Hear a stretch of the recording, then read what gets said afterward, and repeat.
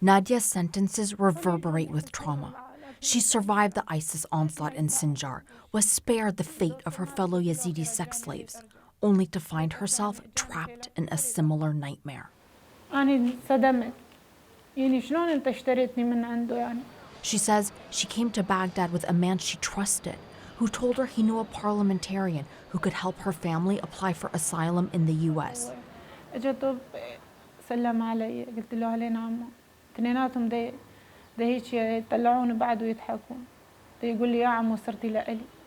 For months, she says she was imprisoned in a room. Every night, she says, they would give her an injection.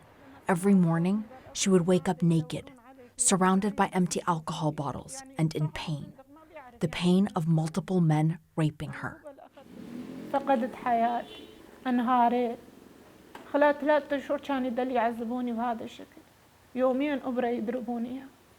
آخر شيء أنا كنت أريد الأبر من عندهم. أنا كنت يعني يوم اللي ما كانوا يضربوني أبرة يعني هيك قطعات من جسمي. Once she was beaten so badly, her captors brought another woman to take care of her, another one of their victims. هي كانت تشرب جقائر وقاعدة وتضحك. قالوا حتصيرين مثلي ويعني وراح تبقين وياهم. أنا باوعت عليها، هي شالت فانيرتها. كان بطنها مشقوق هيجي. قال كان عندي ولدين صغار. قال أخذوا مني وباعوهم. وماخذين أعداء مال جسم. A loosely organized sordid trade is thriving in Iraq, whose tentacles even reach into the Iraqi government. Its targets, vulnerable, desperate populations displaced by ISIS and the fighting that ensued. It belies the vibrant scenes in the Iraqi capital, those we spoke to unaware of the scale of the crisis, where stigma and fear of retribution silences the majority of the victims. بس هذا النفس اليوم وهم أحكي حتى أصير رسالة للضحايا اللي مثلي، أصير صوت لإلهم. Dr. Ali Akram al-Bayati, part of the government's own human trafficking commission, says they can't do much other than speak to the media. If we are talking about human trafficking, of course, when you investigate, you will see some of the officials involved on that. To name them would be pointless. They are too powerful, he says. Those that could hold them accountable, like his own commission, too weak.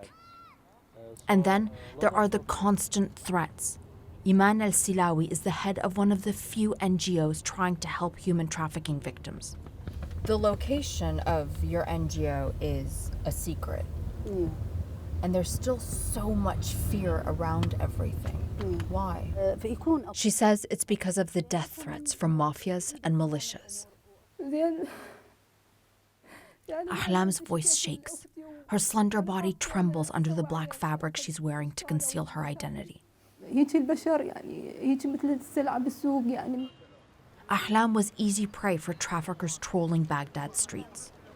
Lost, scared, overwhelmed in such a big, crowded city, the likes of which she had never seen in her home province, she hailed a cab, but had no idea where to go. She poured her story out to the driver, telling him how she ran away from home, that her older brother was an ISIS emir who beat and locked her up and threatened to kill her after she spoke out. The taxi driver offered to help. الله يخليه قال راح أوديك يوم وحدة قرايبي تشتغل بمكان بلكي تلقى لك شغلة وياها. ما شكيتي بهذيك اللحظة؟ ما أعرف يعني كنت أنا بالشارع يعني ما عندي مكان يعني شلون مثل منقذ يعني إجاني. He took her to a woman's house where he promised she would be safe. بعدين عرفت بأن هي بايعتني الوحدة ثانية تشتغل بالدعارة منطقة معروفة بغداد. ظليت أبكي على حظي. قامت تجيب الرياجيل تدخلهم بيتها وتخليني أمارس الجنس وياهم غصبا علي. With little support and no justice, she is left only with her pain. شنو بعد مستقبلي؟ بعد يعني ما أقدر لا أتزوج لا أسس عائلة من اللي يقبل يعني يرتبط بوحدة مثل وضعي. Arwa Damon CNN, Baghdad.